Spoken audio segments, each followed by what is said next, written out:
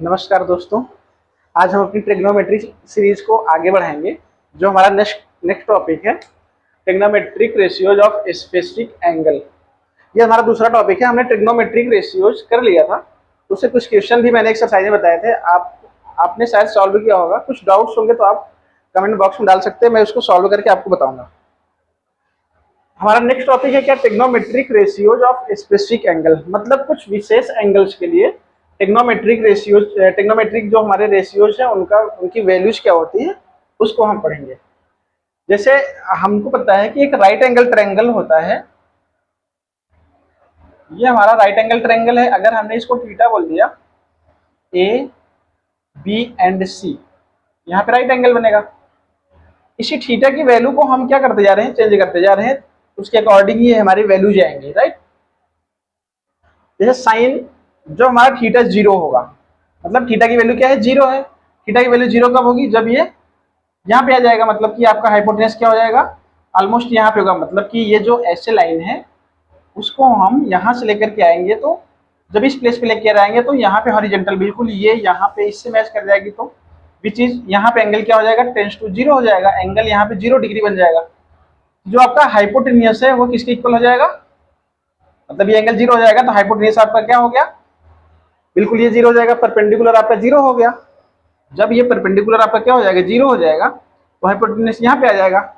इसका मतलब ये हो गया कि साइन जब हम 0 अंश की वैल्यू निकालेंगे तो परपेंडिकुलर आपका 0 हो गया और हाइपोटेनस ए बी है।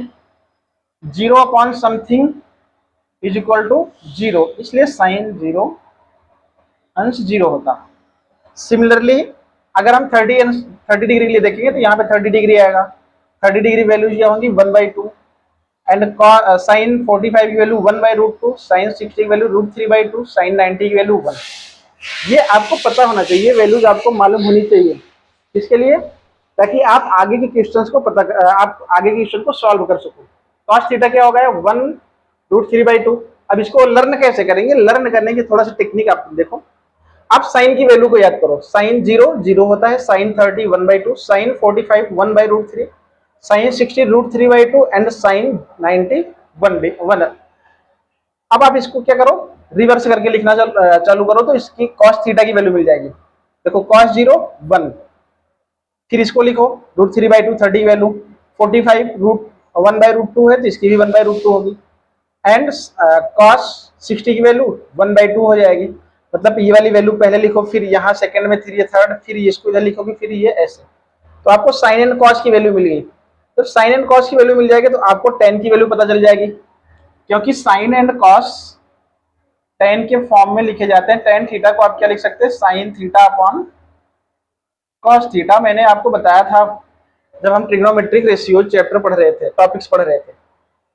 इसका मतलब साइन, अगर आप टेन 0 की वैल्यू फाइंड आउट करोगे तो टेन 0 क्या होता है, साइन 0 हो जाएगा। थीटा की वैल्यू 0 रखनी है आपको, तो साइन 0 हो गया एंड कॉस 0। तो साइन 0 की value 0, cos 0 1, 0 upon something is always 0। 0 बट्टे कुछ भी रहेगा तो उसकी वैल्यू हमेशा क्या होगी, 0, इसलिए टेन 0 हो गया। सिमिलरली आप इनको सॉल्व करोगे तो ये सारी वैल्यूज आपको टेन के फॉर्म में मिल जाएंगी। अच्छा, टेन पता हो गया तो उसका आप इनवर्स कर दो। उसका इनवर्स करोगे तो आपको क्या मिल जाएगा, कॉट की वैल्यू। और साइन का जो इनवर्स होता है वो क्या होता है, कोसेक थीटा। एंड कॉस का इनवर्स क्या होता है, सेक थीटा। ये आपको पता होना चाहिए। तो अब आपने साइन की वैल्यू याद कर ली तो कॉस की मिल जाएगी। साइन कॉस मिल गया तो टेन मिल जाएगा, टेन मिल गया तो कॉट मिल जाएगा, और इनको ही इनवर्स कर दो तो आपको सेक एंड कोसेक मिल जाएंगे इस फॉर्म में। अब हम कुछ आगे की एक्सरसाइज करते हैं। जैसे ये वैल्यू जो आपको याद होनी चाहिए, एक दो बार आप प्रैक्टिस करोगे तो ये क्वेश्चंस बनने लगेंगे आपसे। जैसे हमारा पहला क्वेश्चन है एग्जाम्पल। हमने पूछा कि 1 साइन 30 अपॉन cos 30, इसकी वैल्यू फाइंड आउट करना है डिग्री में। तो आपको पता है साइन 30 की वैल्यू क्या होती है, तो हम इसको सॉल्व करेंगे तो 1 प्लस साइन 30 होता है 1/2 एंड cos 30 की वैल्यू होती है √3/2। सबसे ज्यादा चैलेंजिंग है ये सॉल्व करना, क्योंकि हमको ये वैल्यू तो मिल गई, बट ये सॉल्व कैसे करेंगे। इसके लिए आप ध्यान रखो कि अगर इस टाइप का फॉर्मेट बने, A upon B and whole divided by C upon D. इस तरीके का अगर फॉर्म बनना है, इसका बेसिक सा मतलब ये हुआ कि ए अपॉन बी को आप डिवाइड कर रहे हो सी अपॉन डी से, तो हम इसको ऐसे लिख सकते हैं क्या, ए अपॉन बी को हमने डिवाइड किया है सी अपॉन डी से।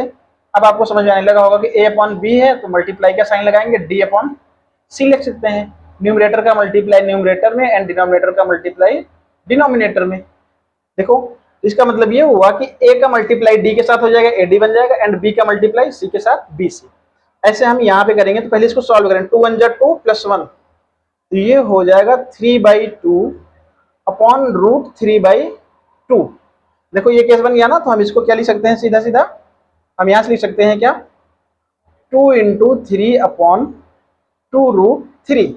2 से 2 ये कैंसिल आउट हो जाएगा, और इसको हम क्या लिख सकते हैं, इसको लिख सकते हैं root 3 into root 3 upon root 3।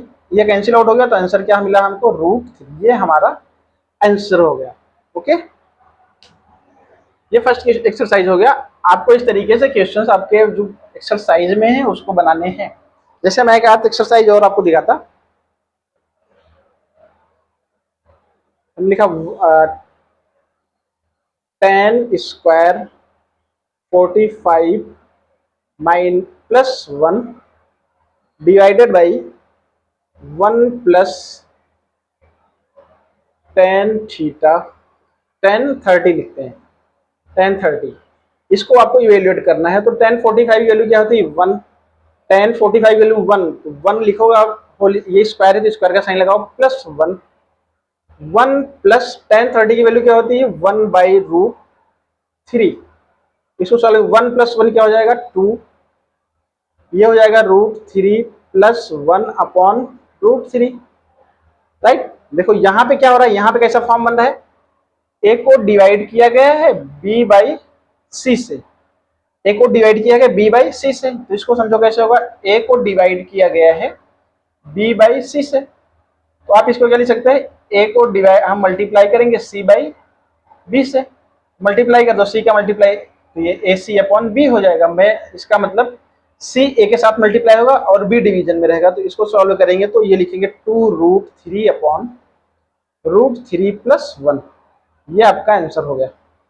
तो इस तरीके के जो आपके एक्सरसाइज में क्वेश्चंस है, आप उसको सॉल्व करने की कोशिश कीजिएगा। जो क्वेश्चन सॉल्व नहीं होंगे आप मुझे बताना, तो मैं उसको क्या करूंगा, आपको यहाँ पे सॉल्व करके दिखाऊंगा। कुछ जो टफ एक्सरसाइज रहेंगे हम उसको आगे के लेक्चर्स में, आपको आगे की वीडियोज में उसको आपको हम एक्सप्लेन करेंगे। ओके, तो ये हमारा